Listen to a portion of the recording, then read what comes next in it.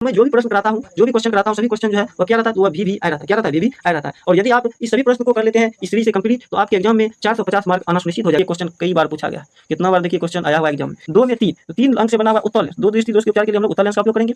निकट दृष्टि दोष के उपचार के लिए 3 में 4, अर्थात 3 अंक का दोष है, 1 2 3, तो 4 अंक वाला लेंस का उपयोग करेंगे, अवतल लेंस का उपयोग करेंगे। पहला भी ब्लैक, दूसरा भी ब्राउन और तीसरा भी ब्लू। देखिए 7 कलर है, वह दे, जा, नी, हो, पी, न, ला, और इसके दोनों छोर पे पक्षियों पेशियां लगा हुआ रहता है, जो कि लेंस की फोकस दूरी को कम और ज्यादा करता है। फोकस की वीडियो में हम लोग जो है सभी इंपोर्टेंट क्वेश्चन इस पार्ट का करेंगे खत्म, और देखते हैं कि आप दोस्तों स्वागत है आपका आज की इस वीडियो में। आज की इस वीडियो में मैं लेकर के आया हूँ क्लास 10th फिजिक्स का चैप्टर नंबर 3 मानव नेत्र, जो कि भारतीय भवन के अनुसार चैप्टर नंबर 3 है और एनसीईआरटी के अनुसार चैप्टर नंबर 2 है। इससे पहले कि हम लोग 2 चैप्टर प्रकाश का परावर्तन और अपवर्तन से रिलेटेड सभी इंपॉर्टेंट क्वेश्चन का जिक्र कर चुका हूँ। आज की इस वीडियो में मानव नेत्र से रिलेटेड सभी इंपॉर्टेंट क्वेश्चन का जिक्र करेंगे। तो चलिए शुरुआत करते हैं आज की इस वीडियो को और देखते हैं कि आपको कितना क्वेश्चन का आंसर पता है। आप देख सकते हैं यहाँ पे चैप्टर का नाम है मानव नेत्र तथा रंग बिरंगा संसार।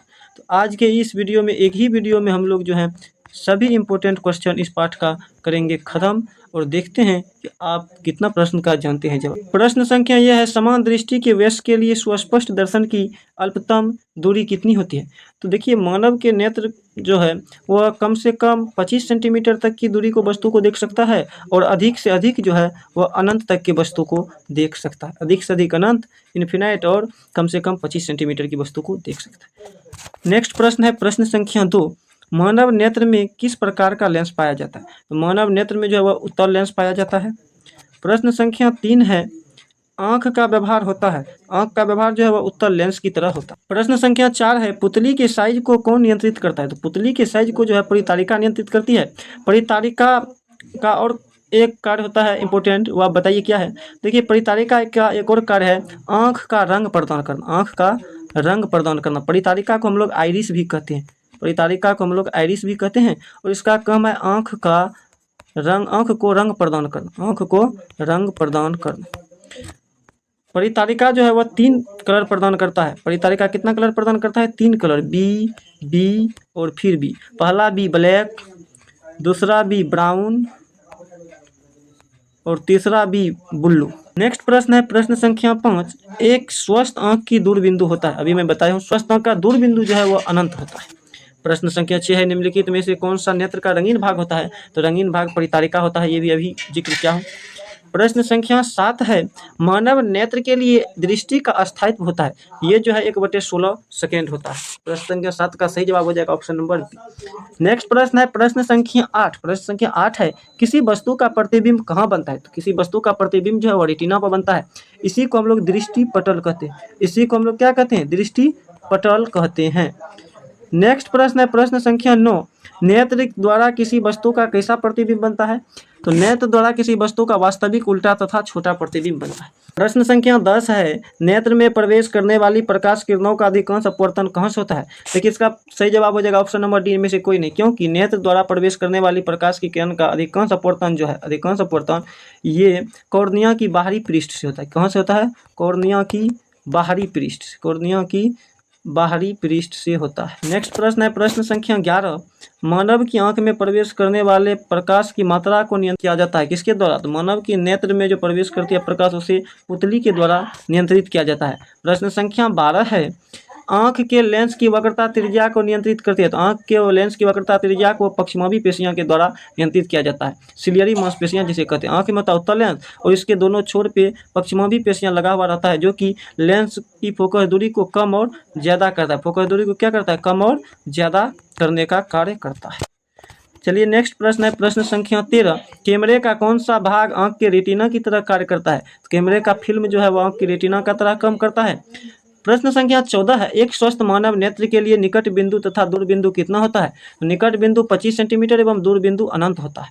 प्रश्न संख्या 15 है, पिन होल कैमरा में निम्नलिखित में क्या बनता है। तो पिन होल कैमरा में जो है वह प्रतिबिंब बनता है। क्या बनता है पिन होल कैमरा में, पिन होल कैमरा में प्रतिबिंब बनता है। नेक्स्ट प्रश्न है प्रश्न संख्या 16, नेत्र लेंस से रेटिना की दूरी होती है तो 2.5 सेंटीमीटर होती है। प्रश्न संख्या 17 है, आंख का रंगीन भाग होता है। तो आंख का रंगीन भाग आइरिस होता है, जिसे परितारिका कहते हैं, जिसे क्या कहते हैं, परितारिका।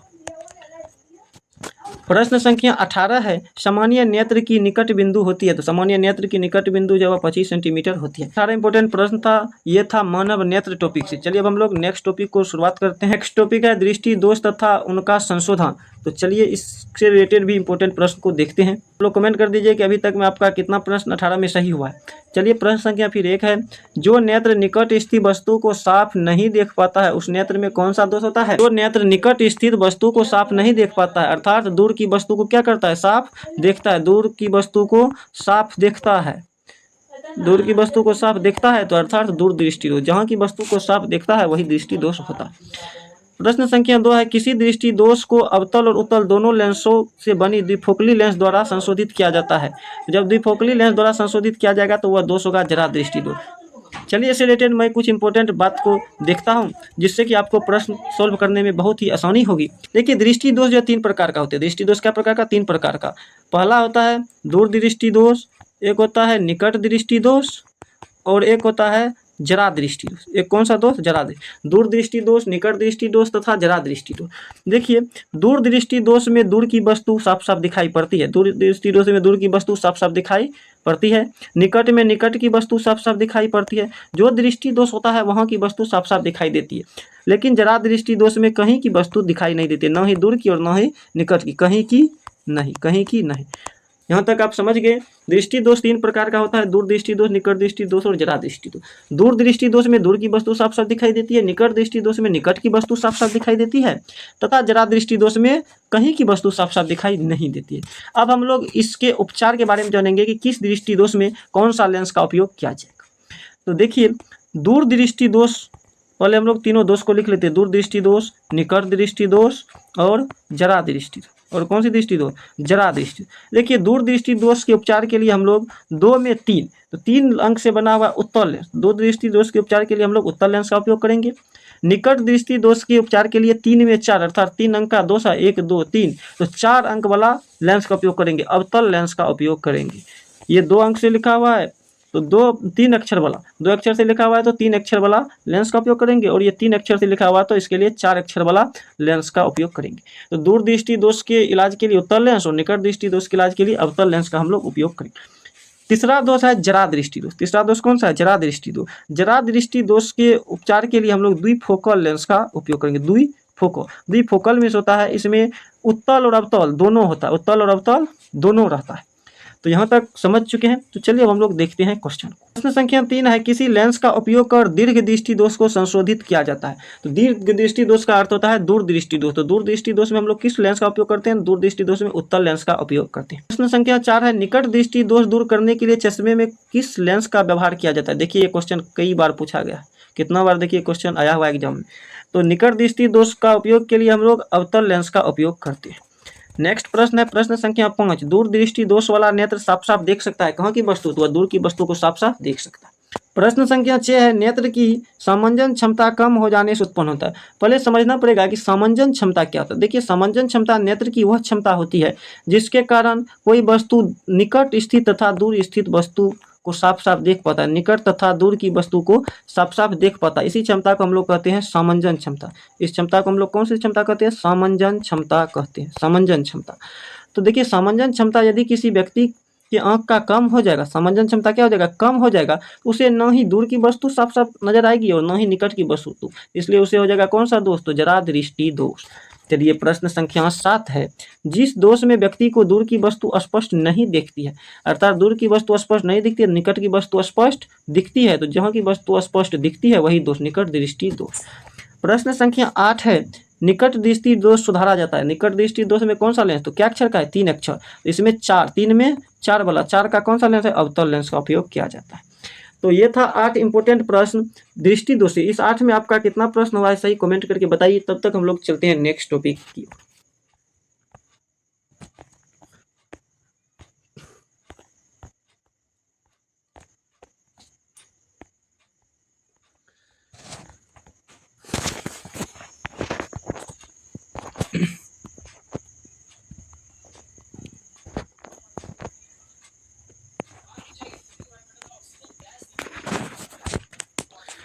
नेक्स्ट टॉपिक है प्रिज्म से प्रकाश का अपवर्तन, और इससे एक ही प्रश्न अभी तक में पूछा गया है। और देखिए ये प्रश्न कितना इंपॉर्टेंट है कि ये प्रश्न 5 से 6 बार आ चुका है एग्जाम में। इसका प्रश्न है कि प्रिज्म जो है कितने सतहों से घिरा होता है। तो सभी जानते होंगे कि प्रिज्म जो है 5 सतहों से घिरा होता है। प्रिज्म शीशा का बना हुआ होता है 3D डायमेंशन का, और ये जो है 5 सतहों से घिरा हुआ रहता है। देखिए बन चुका है प्रिज्म। प्रिज्म में क्या को सतह है, देखिए एगो ई वाला सतह है, एगो इस साइड वाला, क्या हुआ 2, एगो ई वाला 3, एगो इसके पीछे वाला 4, एगो नीचे वाला क्या हुआ 5 गो सतह। प्रिज्म क्या सतह से घिरा हुआ है, तो प्रिज्म जो है वो 5 सतह से घिरा हुआ रहता है। तो चलिए अब हम लोग देखेंगे नेक्स्ट टॉपिक। नेक्स्ट टॉपिक है कांच के प्रिज्म द्वारा श्वेत प्रकाश का विक्षेपण। चलिए ये भी टॉपिक बहुत ही इंपॉर्टेंट है, और मैं जो भी प्रश्न कराता हूँ, जो भी क्वेश्चन कराता हूँ, सभी क्वेश्चन जो है वह क्या रहता है, तो वह भी आई रहता है। क्या रहता है, भी आई रहता है। और यदि आप इस सभी प्रश्न को कर लेते हैं इस सीरीज से कंप्लीट, तो आपके एग्जाम में 450 मार्क आना सुनिश्चित हो जाएगा, यदि आप सभी सब्जेक्ट का रेगुलर क्लास देख लेते हैं। तो चलिए देखते हैं हम लोग इस टॉपिक के। पहला प्रश्न है स्पेक्ट्रम में किस रंग के किरण का झुकाव अधिक होता है। तो सबसे पहले हम लोगों को इस प्रश्न को सॉल्व करने के लिए कुछ इंपॉर्टेंट बातों को ध्यान देना पड़ेगा। तो चलिए हम लोग देखते हैं कि प्रकाश का वर्ण विक्षेपण क्या होता है। देखिए प्रकाश का वर्ण विक्षेपण क्या होता है, अभी जो इससे पहले हम लोग प्रिज्म देखे थे। प्रिज्म क्या सतह से घिरा हुआ था, 5 सतह से। अब हम लोग 2D डायमेंशन में बनाएंगे, वो 3D में आपको सतह गिनाने के लिए बनाया था। प्रिज्म जो है वो 5 सतहों से घिरा हुआ क्षेत्र होता है शीशा का। इससे होकर के यदि हम लोग किसी श्वेत प्रकाश को भेजते हैं, कौन सी प्रकाश को भेजते हैं, श्वेत प्रकाश को गुजारते हैं, तो श्वेत प्रकाश को जब गुजारते हैं तो ये 7 रंग में विभक्त हो जाता है। कितने रंग में विभक्त हो जाता है, 7 रंग, जिसमें सबसे ऊपर लाल रंग जाता है, और सबसे नीचे रहता है बैगनी रंग। सबसे नीचे कौन सी रंग, बैगनी रंग। 7 रंग टोटल जो है प्रिज्म से प्रकाश की किरण जब गुजरती है तो ये 7 रंग में टूट जाते हैं, जिसमें सबसे ऊपर जो है वह लाल रंग रहता है। सबसे ऊपर कौन सी रंग, सबसे ऊपर लाल, और सबसे नीचे बैगनी रंग, सबसे नीचे बैगनी रंग। तो यदि पूछेगा कि सबसे ज़्यादा झुकाव किसका हुआ, तो जो सबसे नीचे है। देखिए किरण यहाँ से होकर के जा रही थी, लेकिन झुक करके बैगनी रंग इधर चले आए, लेकिन लाल रंग की झुकाव कम हुई है। तो सबसे कम झुकाव लाल की, और सबसे ज़्यादा झुकाव बैगनी रंग का होगा। 7 रंग कौन कौन सा, इसका ट्रिक है बेजानी हपी नाल। चलिए अब हम लोग देखते हैं वह 7 कलर कौन कौन सा है जो श्वेत प्रकाश का वर्ण विक्षेपण होने से निकलता है। देखिए 7 कलर जो है वह है बे, जा, नी, हो, पी, ना, ला। नीचे से शुरू होगा बेजानी हपी नाला। बेजा बे मीन्स होता है बैगनी, ये सबसे नीचे रहता है बैगनी। जा से जामुनी, नी से नीला, ह से हरा, पी से पीला, और ना से नारंगी, और ला से लाल। प्रश्न को सॉल्व करके देखते हैं। तो यहाँ पे प्रश्न है स्पेक्ट्रम में किस रंग के किरण का झुकाव अधिक होता है। तो किस रंग के किरण का झुकाव अधिक होता है, सबसे नीचे कौन सी रंग थी, बैगनी रंग। श्वेत रंग कितने रंगों के मेल से बना होता है, तो श्वेत प्रकाश कितने रंगों से, 7 रंगों से मिलकर के बना होता है। प्रश्न संख्या 3 है कांच के प्रिज्म में किस रंग का विचलन न्यूनतम होता है। तो लाल रंग का विचलन क्या होता है, न्यूनतम रहता है, क्योंकि ये सबसे ऊपर रहता है, इसका झुकाव कम होता है। यदि पूछेगा तरंगदैर्घ्य सबसे कम किसका होता है, तो सबसे कम तरंगदैर्घ्य होता है बैगनी का, और सबसे ज्यादा तरंगदैर्घ्य लाल का विचलन कम होता है। लाल का विचलन क्या होता है, विचलन कम, लेकिन तरंगदैर्घ्य जो है वह अधिक होती है। तरंगदैर्घ्य क्या होती है, तरंगदैर्घ्य अधिक होती है। प्रश्न संख्या 4 है श्वेत प्रकाश वर्णक्रम में किस रंग की किरण का विचलन अधिक होता है। तो बैगनी रंग के किरण का विचलन क्या होता है, अधिक होता है। स्पेक्ट्रम प्राप्त करने के लिए किसका उपयोग किया जाता है, प्रिज्म का उपयोग किया जाता है। प्रश्न संख्या 6 है प्रकाश का प्राथमिक वर्ण कौन कौन सा है। तो नीला, हरा और लाल, ये क्या है, प्राथमिक अंग है, इनमें से सभी जवाब हो जाएगा। प्रश्न संख्या 7 है श्वेत प्रकाश में वर्ण विक्षेपण उत्पन्न करता है प्रिज्म। वर्ण विक्षेपण कौन उत्पन्न करता है, प्रिज्म। प्रश्न संख्या 8 है आकाश का नीला रंग होना किस परिघटना का परिणाम है। तो यह प्रकाश के प्रकीर्णन का परिणाम है। प्रश्न संख्या 9 है प्रकाश का न्यूनतम तरंगदैर्घ्य है। तो न्यूनतम तरंगदैर्घ्य जो है 380 nm है। प्रश्न संख्या 10 है इंद्रधनुष रंगीन क्यों होता है। तो इंद्रधनुष क्यों रंगीन होता है, कि कण द्वारा श्वेत प्रकाश के वर्ण विक्षेपण के कारण। प्रश्न संख्या 11 है प्रकाश संश्लेषण के लिए दृश्य प्रकाश स्पेक्ट्रम का सबसे प्रभावी रंग कौन सा है। तो सबसे प्रभावी रंग लाल होता है, जो कि बहुत ही जल्दी नजर आ जाता है, हम लोग इसे आसानी से देख पाते हैं। प्रश्न संख्या 12 है श्वेत प्रकाश का कौन सा रंग वर्ण किसी प्रिज्म से गुजरने के पश्चात सबसे कम झुकता है। तो सबसे कम जो है वह लाल रंग झुकता है। तो आप सभी कमेंट करके बताइए कि अभी तक जितना भी प्रश्न किए इसमें से कितना प्रश्न सही हुआ है और इस टॉपिक के कुल 12 प्रश्न में कितना प्रश्न आप लोग सही किए। तो चलिए नेक्स्ट टॉपिक है वायुमंडलीय अपवर्तन। तो इसके रिलेटेड सभी प्रश्न को हम लोग देखते हैं। इस टॉपिक का पहला प्रश्न है, प्रकाश के किस घटना के कारण हमें सूर्य वास्तविक सूर्योदय के लगभग 2 मिनट पूर्व दिखाई देता है। तो ये जो है वायुमंडलीय अपवर्तन के घटना के कारण दिखाई पड़ता है। नेक्स्ट प्रश्न है, तारे के टिमटिमाने का कारण कौन सा है। तारे के टिमटिमाने का कारण है वायुमंडलीय अपवर्तन, ऑप्शन नंबर सी। नेक्स्ट प्रश्न है, तारे का टिमटिमाना प्रकाश की किस घटना को दर्शाता है। तो तारे का टिमटिमाना जो है वह प्रकाश के अपवर्तन की घटना को दिखाता है। इस घटना प्रश्न संख्या 4 है, ओजोन परत हानिकारक विकिरण से पृथ्वी को सुरक्षा प्रदान करते हैं। किस विकिरण से। तो ओजोन परत जो है वह पराबैंगनी विकिरण से सुरक्षा प्रदान करती है। प्रश्न संख्या 5 है, चंद्रमा पर खड़े अंतरिक्ष यात्री को प्रकाश प्रतीत होता है जो उसे काला प्रतीत होता है। प्रश्न संख्या 6 है, प्रकाश द्वारा प्रदर्शित कौन सी घटना तारों की टिमटिमाने में प्रदर्शित होती है। तो ये जो आपकी अपवर्तन की घटना जो है तारे के टिमटिमाने में प्रदर्शित होती है। चलिए हम लोग देखते हैं नेक्स्ट टॉपिक के प्रश्न को। तो नेक्स्ट टॉपिक है, ये भी बहुत इंपॉर्टेंट टॉपिक है, प्रकाश का प्रकीर्णन। और अब बहुत कम प्रश्न बचा हुआ है इस सीरीज में। तो प्रश्न संख्या 1 है, चंद्रमा पर खड़े अंतरिक्ष यात्री को आकाश प्रतीत होता है तो काला। ये भी हम लोग देखें, रिपीट क्वेश्चन है। चलिए हम लोग देखेंगे नेक्स्ट प्रश्न। प्रश्न संख्या 2 है, किसी कोलाइडी विलयन में निलंबित कणों से प्रकाश के प्रकीर्णन को कहा जाता है। तो इसे क्या कहा जाता है। इसे टिंडल प्रभाव कहा जाता है, ऑप्शन सी टिंडल प्रभाव कहा जाता है।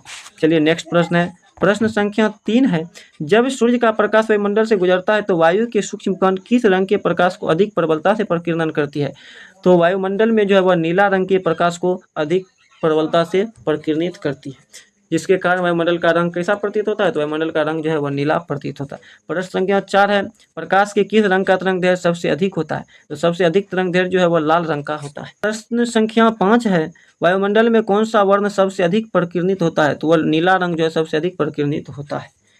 प्रश्न संख्या 6 है, टिंडल प्रभाव प्रदर्शित करता है। टिंडल प्रभाव जो है वह क्या प्रदर्शित करता है। तो वह प्रकाश का प्रकीर्णन की घटना को प्रदर्शित करता है। संख्या 7 है, किसी अंतरिक्ष यात्री को आकाश कैसा प्रतीत होता है। तो ये काला प्रतीत होता है। देखिए प्रश्न कितना बार दोहरा चुका है। प्रश्न संख्या 8 है, दृश्य प्रकाश में किस वर्ण का तरंगदैर्घ्य अधिकतम होता है। लाल रंग का तरंगदैर्घ्य सबसे अधिक होता है। ये प्रश्न भी दोहराया गया है। प्रश्न संख्या 9 है, कुछ बादलों का रंग उजला क्यों होता है। प्रश्न संख्या 9 जो है ये बहुत इंपॉर्टेंट है, कुछ बादलों का रंग उजला क्यों होता है। ये प्रकाश के प्रकीर्णन के कारण होता है। प्रश्न संख्या 10 है, वायुमंडल में प्रकाश के किस वर्ण का प्रकीर्णन सबसे कम होता है। सबसे कम जो है लाल रंग का होता है। तो ये सभी लगभग 55 प्रश्न थे। आप लोग कमेंट करके बताइए कि आप जो है 55 में कितना प्रश्न को सही कर चुके हैं। कितना प्रश्न आप लोग 55 में सही किए हैं, कमेंट करके बताइए। और फिर हम लोग मिलेंगे नेक्स्ट चैप्टर के साथ। तब तक के लिए जय हिंद, जय भारत।